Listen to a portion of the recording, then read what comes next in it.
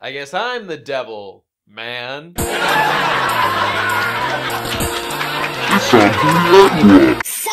the fuck up! Good shit! Good shit! That's some good shit right there! Hello everyone! Oh god. Thanks for the WIAGW noise. Time to get to the show. You know, I'm kind of at a loss when it comes to Devilman Crybaby. After I finished it, I really did not care for it. I was thinking that it was about a 4. It was about a 4 out of 10. Now that I've had a little longer to think about it, I think I was somewhat harsh. My criticisms, I think, are reasonable, and I am quite frustrated with everyone who's saying that it is a masterpiece. But is there a lot to like about this show? Yeah. Okay, let's rewind. Devilman Crybaby, alright? New anime, just came out this year, and a lot of people are saying it's a contender for Anime of the Year, which I suppose is reasonable if you have a very different perspective than me on what makes an ideal show.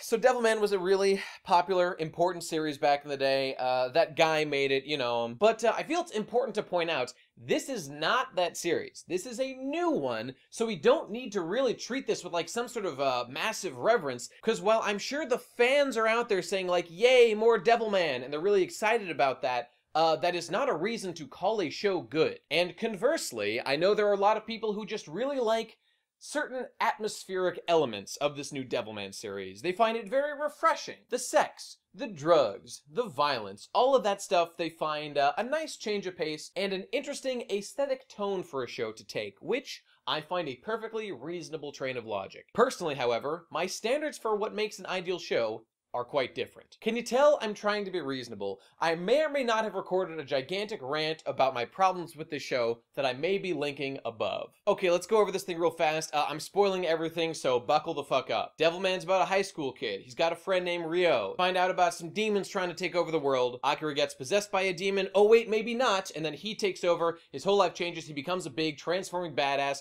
gets a lot of superpowers, fights a lot of demons. There's sex, drugs, and violence all over the place, and it's pretty cool. It's extremely edgy, which I don't mean in the dismissive way. It's extremely dark. It's extremely gritty. Some of the most fucked up shit you'll see anytime soon, unless you've read the Made in Abyss anime, then you've got that covered. But in terms of sheer visual viscera, it's tough to beat Devilman Crybaby, at least in a couple episodes. And the finale is climactic. It's bombastic. It's fast. It's in your face. It's got the wow factor. I get it, guys. I really get it.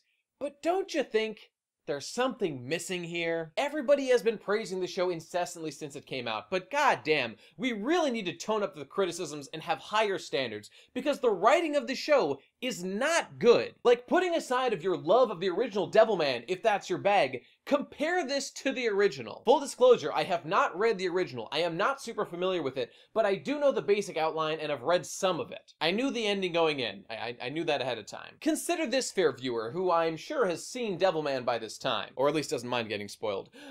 Where the fuck do the demons come from again? Let's think back. In the original manga, the demons were frozen in ice on Earth, like God had sent them there or something, and now in modern day, they're waking up, they're coming back to life, and they're possessing humans, and it's causing lots of problems. Okay, I mean, that's super simple, and I got it. How does the anime handle this in the end? Watching through the whole anime, I was wondering, how the fuck did Akira become possessed by a demon? What exactly is the reason for this? And towards the end, you find out it's because, oh, silly best guy ever, don't you know? The demons run Earth long before humans and got murdered by God in a big war where Satan fought against God. But if you'd check your kindergarten textbook, Mr. B, you'd know that the spirits of the demons are still around on Earth and are undetectable by God, so he can't completely wipe them out the way he wanted to, even though he's God. Okay. And now they creep out and possess people who are engaging in lewd activities like sex, drugs, and violence. Boy, do they love blood. Like, when you finish the show, it does sort of make sense, you know, this new story of where the demons came from. But God,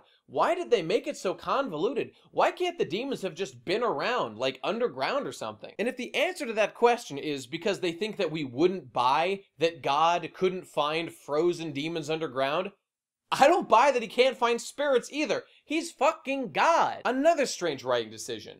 Akira is the crybaby of the series. He is Devilman Crybaby because he is so empathetic. That is the basis of his entire character. He is so empathetic that Satan himself, who I'm just telling you is Ryo, he's Satan by the way, finds him to be the one thing worth saving on Earth. Okay? This is like director commentary confirmed. And yet, motherfucking Akira, from episode 1, continues to associate with his buddy Ryo despite literally going on a murderous rampage in a nightclub. Like, okay, if you want to get super fucking nitpicky about it, I don't know any of the people that Ryo slashed to get blood to summon demons necessarily died, but look at some of these attacks, like, pretty fucking violent. Why does Akira continue to work with this guy at this point? Like, I know, it's because there's a grander goal of fighting the demons, but like, Jesus Christ, there's some like weird thing going on here about like the greater good that honestly I was never satisfied about. Oh, but best guy ever, don't you know that all the early actions are explained because Ryo turns out to be Satan, who was subconsciously trying to do things to cause the end of humanity. That explains everything. You understand that's not good writing, right? Like, you understand that. Like, it's not good to redefine the actions of a character's later just to suit the narrative purpose that you decide to be doing later on, therefore making all the previous actions and character development void and null. Okay, and even if you're willing to excuse the fact that Akira kept working with Ryo because he's his buddy and he didn't actually kill anyone, you didn't see any dead bodies, what about the time where Ryo literally killed a man in front of Akira? Why did he choose to keep working with him at that point? And also, he was trying to kill Miki, Devilman's like only love in this fucking world. What the fuck? And then the next episode, it's like it never happened.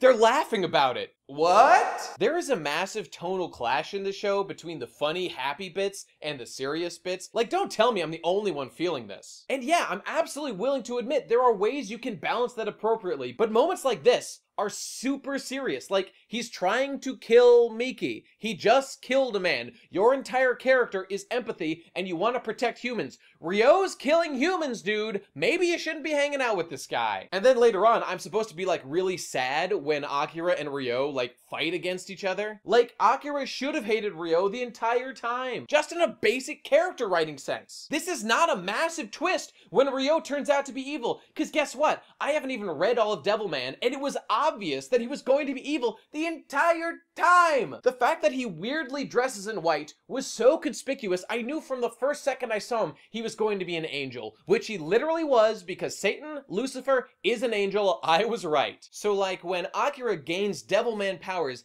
and continues to associate with the literally evil Ryo, who he has seen murder people, I do not buy the excuse the show gives that, I mean, if the people found out that you were Devilman, everything would go to hell. I mean, I know that it literally does go to hell, but it is because of the way Ryo intentionally spins the Devilman story later on after he goes full evil and makes people afraid of Akira and the Devilman. Like, it didn't have to go that way, and he didn't have to kill this guy. And even if he did have to kill that guy, Akira should have objected to it like he did with fucking Miki. Like, just because you love a girl, that's why you won't allow her to be murdered? What is the moral justification for allowing this man to be killed because he knows your secret?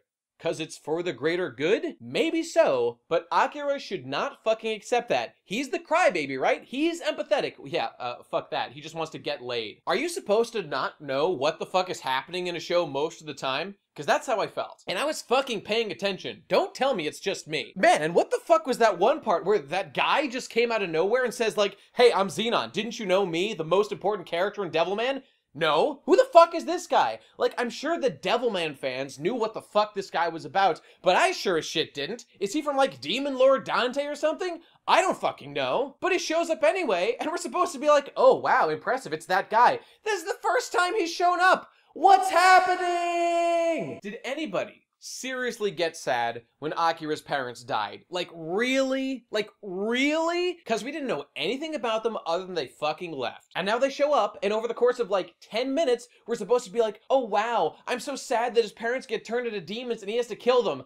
By the way, they were terrible, terrible parents. They literally just fucked off and let their child be raised by, like, some other family. That's not good parenting. Like, I get that the abandonment issues are what are supposed to make this scene powerful. Like, they're finally finally back. They're finally going to be a good family, and they're going to love him and give him all the things that he missed while they were gone. They're terrible parents, and there's nothing to be that sad about. Like, okay, anyone's parents dying is going to be sad, obviously, but like to pretend it's going to make this like massive connection between us and these characters, like, no. Not happening. Which is a huge problem with the series overall. We're expected to care about characters who are, like, not characterized at all. And from what I understand it's actually done better in this anime than in the manga. But, I mean, that's neither here nor there. Okay, positive thing alert. Positive thing I loved about this show was, literal canonization of the Chad stride. A fellow Chad recognizes the Chad stride when it's being performed before them, and, it's happening now. I love this so much. This is literally the best thing about this show. The goofy, over-the-top animation and this bizarre, consistent running style that all the Devilmen do. It's like... it's honestly wonderful. And to expand upon that a little bit further, one of the things I really liked about this Chad stride was like how goofy and silly the animation looked, but then it turned out to kind of be like a main staple, so it makes me think, were they actually going for the hilarity that this, to me, obviously seems to be trying to convey, which extends to later in episode 2, when, in a moment I absolutely loved, the girls are like literally fawning over the fact that Akira has a boner as part of like his transformation into like an alpha Chad like hero badass. Why were they so excited that he had a boner? Like, that sounds ridiculous. It sounds funny. It sounds like a joke, part of this like ridiculous thing that's happening with the character, completely blowing out over the top. But then, like, there's characters that refer to this later on in the show in a serious way. Miko actually is like turned on by this, and I suppose in a certain way I can get it, but like it's portrayed so ridiculously, and yet later on it's taken seriously. I'm not saying that you can't get away with that even in this show, but I do think it is a very harsh tonal clash and really strange. So in contrast to what I said before about how there's lots of characters who we're expected to care about that I don't think they did a good job of fleshing out, Miki is like a big main character girl. She's most of the time of any girl is spent on her. There's also Miko, kind of another important character here. I mean, she was okay. She was all right. I liked her jealousy of Miki. It was like a big celebrity and stuff. The usage of social media in this series was interesting. The way that Miki, being a track and field star, was able to use her social media influence to sway public opinion on Akira and Devils was interesting, even though it literally did nothing. Oh, I remember another shitty piece of writing. Why did Ryo just like become in charge of the world government at one point? Okay, that ties into like a larger thing with this character. Remember when Akira comes to his house for the first time in like episode 2 or something and says like, wow, you sure live in a nice place. How do you afford it? And Ryo says like, you wouldn't understand. Thanks, show. Thanks for the exposition. And continuing that pattern, Ryo was just like on TV later, and then when things go shitty because he's like a professor or something, he becomes like in charge of the world government against like fighting all the devils? Like, what the fuck? How did he get here? A little explanation would have been nice. Oh my god, I know what people are gonna say. They're gonna say these details don't matter. They're not important. You're nitpicking. What matters is the aesthetic. What matters is the feel. Ugh, I'm not even disagreeing that those things are valuable and important, but goddamn, when a show is frustrating to watch, it's frustrating to watch! But you know what wasn't frustrating? Fair viewers, there were a couple of characters that I am happy to admit were absolute beacons of light, virtue, and, well, it's not fair to say character development, but just like character in this show. And they were the motherfucking Rat Boys. These hip-hop heroes were by far the best characters in the show, hands down. They were literally the real heroes here. They represent light, hope, justice, and the power of humanity to be good, despite appearances. Like, at first we meet these characters in episode 1, they're kind of like street tough a little bit, but they're really not aggressive at all, despite like our characters Miki and Akira projecting malice onto them. Anyway, they proceed to be some of the nicest, most heroic characters throughout the show, and at the end they get murdered along with everybody else. Like, I get what's happening here. I get that those characters were built up to be cool guys, only to be cut down in, you know, the episode 9 massive tragedy. And now I think it's fair to talk about the end of the show, bridging from that. Just like how the hip-hop boys were good and were struck down nonetheless, the same is true of Miki, and the same is in fact true of Akira, who dies at the end, just as he did in the manga. Satan, Ryo, literally wins, and that's what happens. He just wins. The good guys lose, the bad guys win. Sometimes it happens. You know, I can respect that. And then God wipes them out again. Like, he kills them. And I guess at the end, like, we've got a new Earth. You know, it breaks down, it reforms, and I guess we're doing this thing all over again. I guess that's it. All the struggles that Akira went through along the way to try to defend humanity, to try to champion the goodness in people, to try to defend the other devil men like himself, who look bad, had the bodies of demon, but the hearts of humans on the inside. Incidentally, they did kill a lot of people, so I'm not sure they're, like, really that good. But anyway, I tweeted after I watched this show, like, what was the fucking point? Like, what was the fucking point of this show? But now that I've had some time to reflect, there clearly is one, and I think I get it. The world of Devilman has an aggressor called devils, and they have the ability to merge with people. This fact is weaponized by characters like Ryo to sow discord amongst the humans so that they'll destroy themselves. And in Ryo's case, he's trying to make that happen because he's a demon and he wants humans wiped out. Throughout the story, we see humans turning on each other because of this demonic threat. And ultimately, it completely tears down society. There is slayings of innocence based on this weird suspicion and this hysteria that takes root in the mind of man. And the characters that we're at least supposed to really care about get caught in the crossfire, making it real to us. That's the real deal behind this show. I get it. I get it. But in the end, our hero gets defeated. You know, these ideals do not win the day. Satan literally wins. So I mean, hey man, this is just how I consume content, but what are we supposed to learn specifically from the ending? I guess it's that sometimes the good guys just straight up don't always win. And you've got to be able to accept that. To be as charitable as possible, artistically speaking, that is a perfectly valid feeling to try to encapsulate in your work and project onto the audience. But for myself, personally, I wish there had been more narrative coherence so as to facilitate a stronger emotional response in people like me. Because I legitimately believe, for all its flash and substance, which honestly, there was a lot of like shitty animation in the show, but for all the good that there was, all those intense moments, all the cool music things happening in the background, all the fancy fights with the blood and the drugs and all that stuff, I was not pulled in to care about these characters. Don't judge a book by its cover. I mean, I guess that pretty much wraps it up. That and the only thing we have to fear is fear itself. I mean, yeah, that pretty much sums it up. Don't let fear get out of control and make you irrational. And humanity is always just, you know, a couple notches away from slipping down into total anarchy. One of the Hip Hop Boys crew just ends up within the mob, you know, murdering his friends and just going absolutely nuts. I mean, honestly, I find that a little hard to believe. Like, he just completely snapped. But then again, if I was watching society literally crumble around me, like, what would my reaction be? Would I continue to be a perfectly logical operator? Maybe not. And I don't want to undercut how emotionally poignant some of these moments were. Moments like this make me legitimately terrified of the fact that I'm a human being with a finite existence. All of this shit, everything we have, is balanced on the pin of a fucking needle. Yeah. And lastly, I want to address this maturely.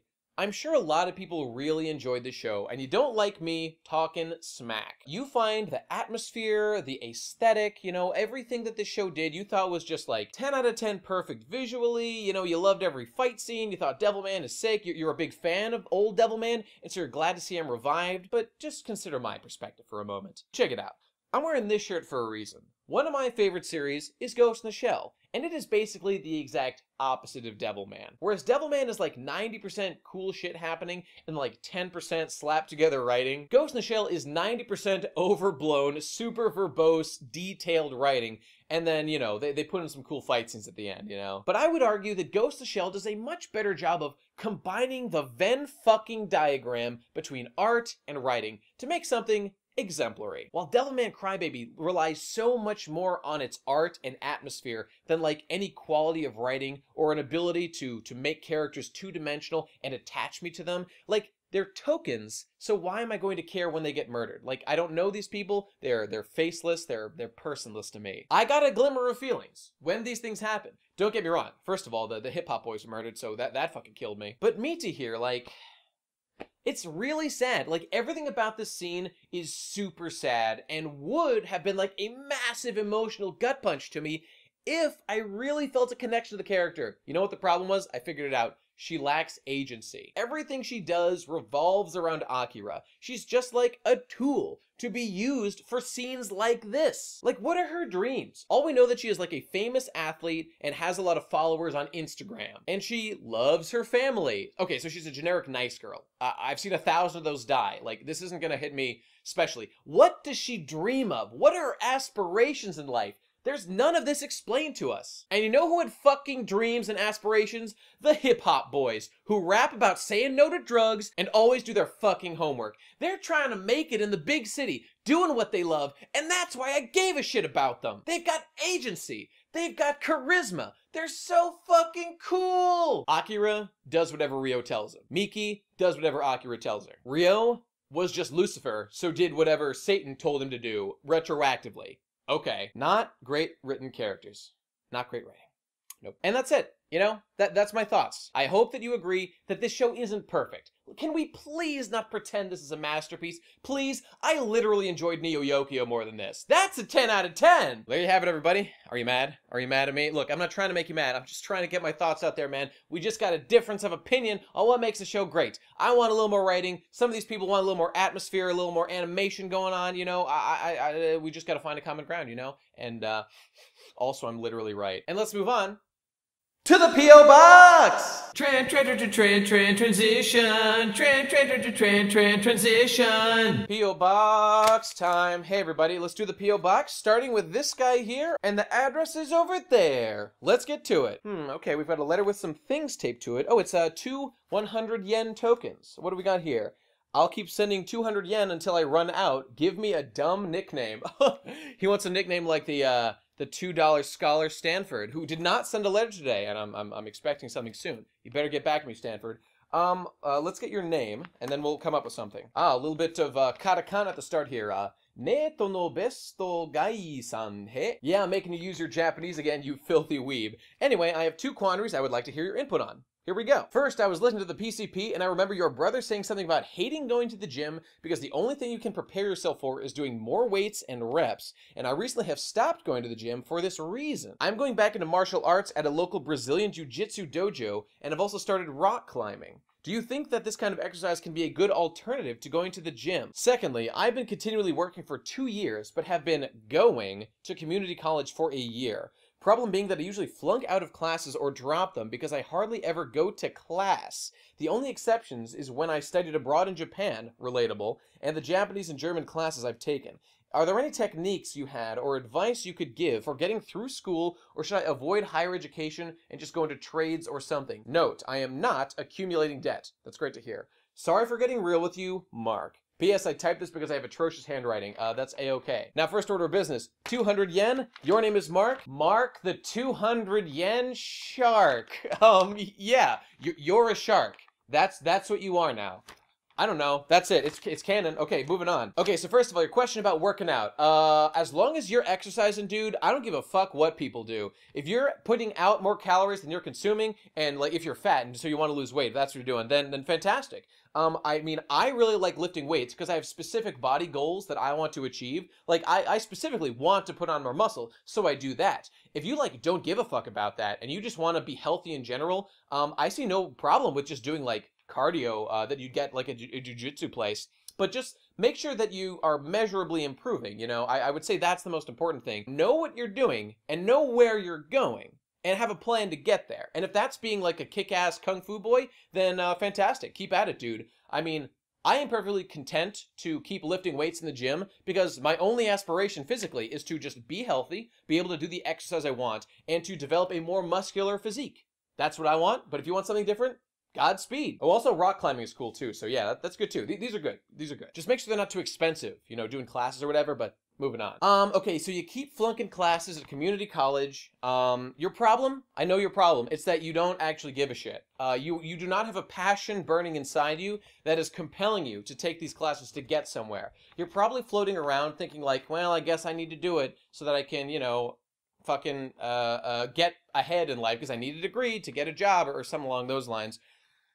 Here's what you do. Okay, you know, I was gonna say just stop going, but I don't want to actually tell you necessarily that stopping going is necessarily the answer to your problem, but your problem is a lack of direction. Like you're saying right here, you loved studying abroad in Japan and taking Japanese and German classes, so it sounds like language is something you really like. So you should find a way that you can maybe pursue these more. I would go online and hunt for careers with the aspects that you find interesting, and maybe your problem is that you don't like the gen ed classes. I mean, you gotta dig deep, man. You gotta do things in life that you don't love to get where you want to go. But you need a strong vision for your future, and that's what you're lacking. Why don't you talk to your parents about this? Or you know, people you know who have gotten their shit together. You need to expand your horizons a little bit and find something that does give you this passion to go forward. And I mean, really, that's all I can say, because I don't know your life story. I don't know any more specifics, but you need a vision. I mean, you say right here, you flunk out of class because you just don't go. You just don't go to class. So, I mean, the problem is entirely your motivation, and you know, it's your fault. It's your fault, obviously. So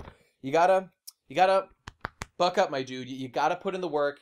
You gotta find a place you want to go to, identify the steps to get there, and then execute them. It might take you years. It might take you a while, but you've got no debt right now, and that's fantastic to hear. So just take your time, find where you want to go. If you think that class is just not working for you, take some time off, work, build up a little bit of savings. You know, why the fuck not? Get some life experience. Move out of your parents' place. That will make you a man almost immediately. There you go. Some combination of that. Give it a try. Thank you, Mark, the 200 yen shark.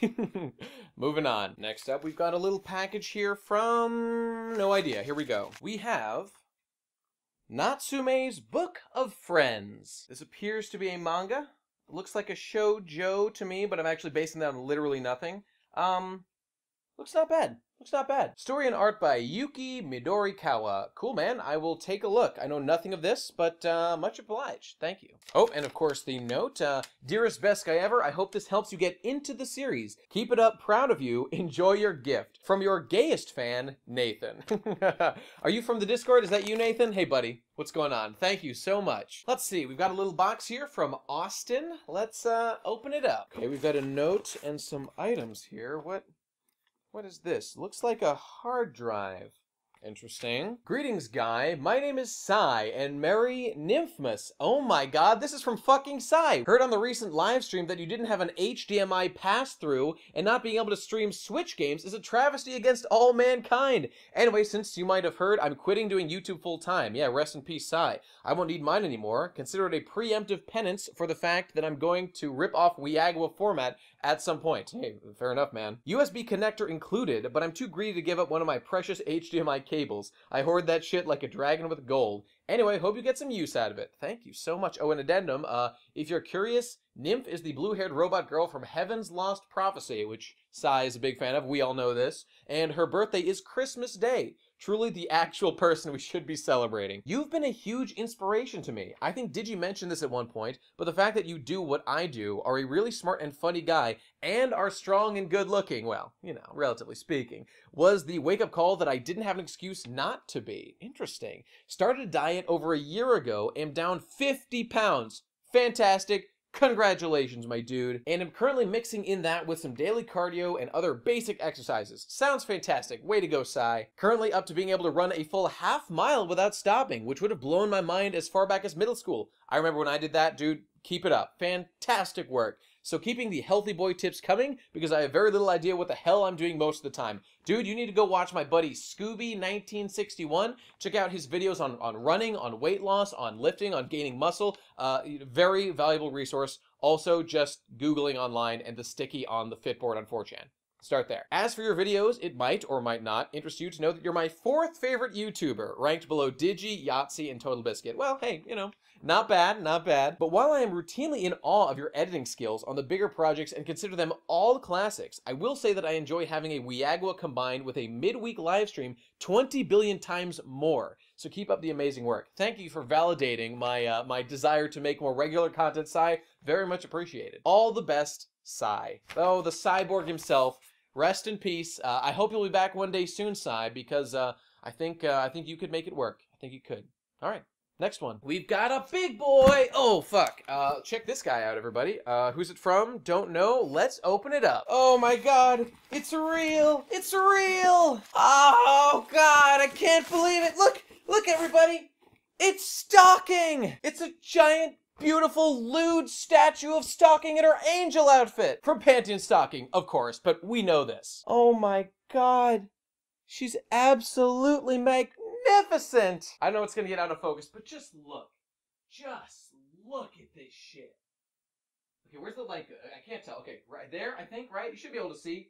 Oh my god, look how fucking big she is. Oh my god, she's so... Her tits are huge! Everyone who says Panty is the best girl, what the fuck are you doing? This is it, guys. We march ever closer to having a wall of completed gigantic waifu figures. Let's get her sisters! No one man should have all that power. The clock's ticking, I just count the hours. I'm living. Oh my god, the detail under here. Alright, I don't need to look up who this is from. I know who this is from. This is from motherfucking General Lee from my Discord server. Lee Oedipus Watts. Holy shit, Lee. I cannot thank you enough. Everybody press 1 for Lee in the Discord chat when you're seeing this shit. He is a real hero and a very generous patron too. Thank you to Lee and frankly all my patrons. You guys are super generous. You're keeping the dream alive of full-time content one of these days soon. Let's get back to it. Come here. No, come here, come here. It's time for the Q&A.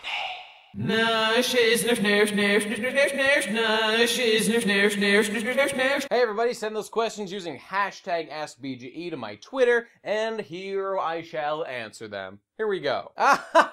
Okay, so in response to last week's question and answer session about whether or not it's okay to negotiate with terrorists, I have in fact been threatened by a terrorist. At Lord Saiba says, I have made a sweet-ass gif of you doing the greatest mental flex of all time, and if you want it completed, then I have some fucking demands. Oh god. Then he goes on, I'm sorry, you've overplayed your hand. You can't make these demands, dude. I'm literally not negotiating with you, the terrorist. I'll probably retweet that, but nah, I'm not doing all that shit. Though I will answer your question about what is the most weird utilitarianism music, comic, and movie. For comic, All-Star Superman? I don't know. Yeah, that feels about right. Movie, American Beauty?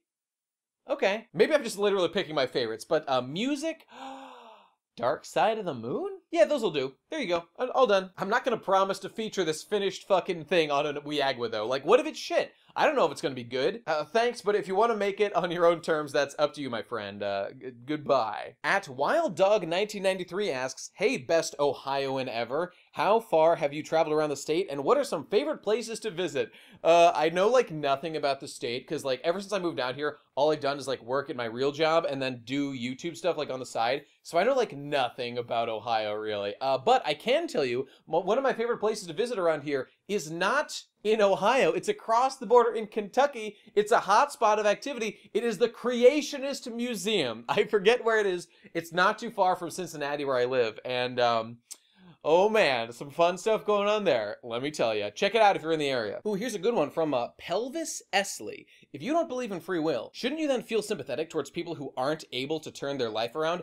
Absolutely true, but there's nuance here, so let's get into it. So when I say I don't believe in free will, I believe that there is no, like, magical soul or anything that exists, like, separate from the mechanisms of the human mind that gives you the spark of choice. I believe that every consequence in the real world is a result of just, like, the physical properties of matter and energy in the measurable real world, because there has been no proof that would lead me to believe otherwise, and the moment there is, I will take that into account, as I think any good rational person would. But the process of actually coming to a decision, I would say, is out of the control of any of the consciousness of the brain, and it's for a number of reasons, including the fact that in scientific studies, there is a measurable phenomenon where your brain has decided what it's going to do before your consciousness is actually aware of it. So to say that your consciousness of your own actions defines how you're going to maneuver through the world does not completely accurately map to our understanding of the human mind. So just based on that and the fact that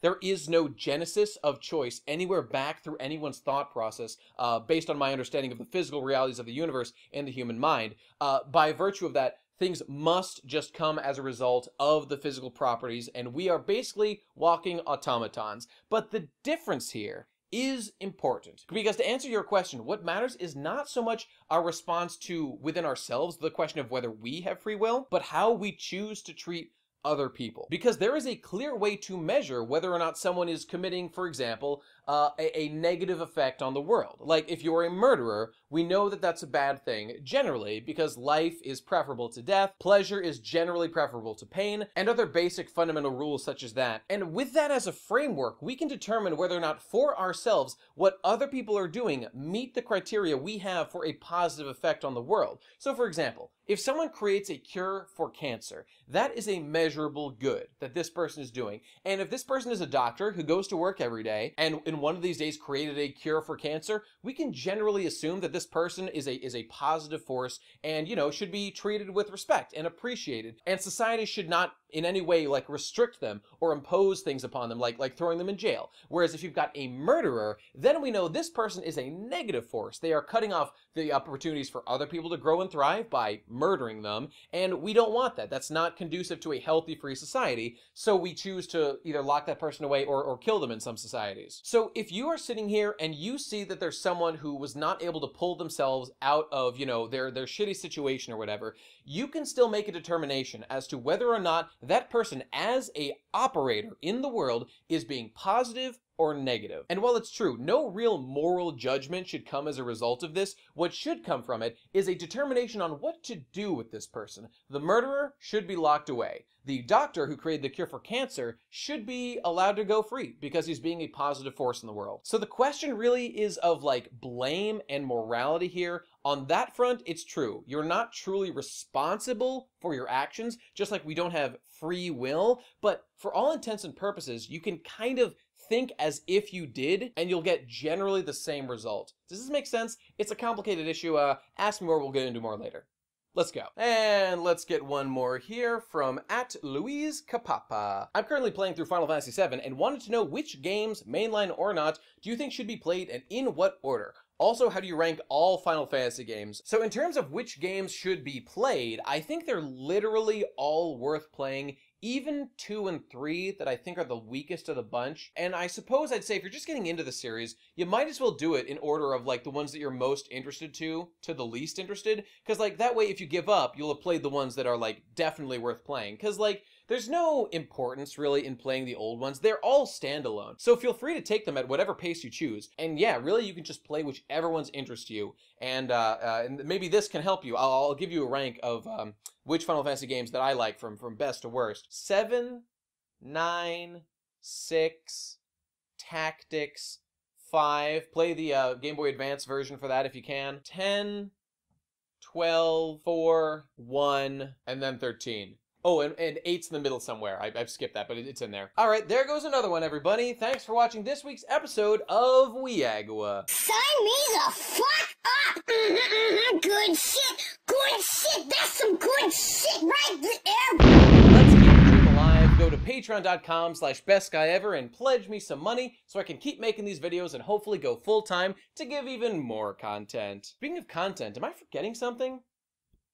Nah, probably not. Send those packages with the address over Nya. Send me the questions with the hashtag over Nya. Click the link in the description to go to the Redbubble page to buy some Best Guy Ever merch. And check out The Procrastinators, my weekly podcast I do with my friends on that channel. And the Poddycast, the weekly One Piece review show me and Hypocrite do. Both those got patrons as well. Hit them up. And that's gonna do it, everybody. All right, let's wrap this thing up nice and soft, because oh boy, I think I'm going to be taking some heat for this one. Let's see what the people have to say out there. Remember, everybody, I don't hate Devilman. I don't hate Devilman. I just had some issues with the writing. Okay, we can all agree on that, right? We're all reasonable people here. You're not going to tear me the fuck apart because I called a show you like a 6 out of 10, are you? We can't be this crazy, can we? I didn't think so. All right, I'm signing off. See you later. Thanks for joining me, everybody. It's been fun. I'll see you next time. Goodbye.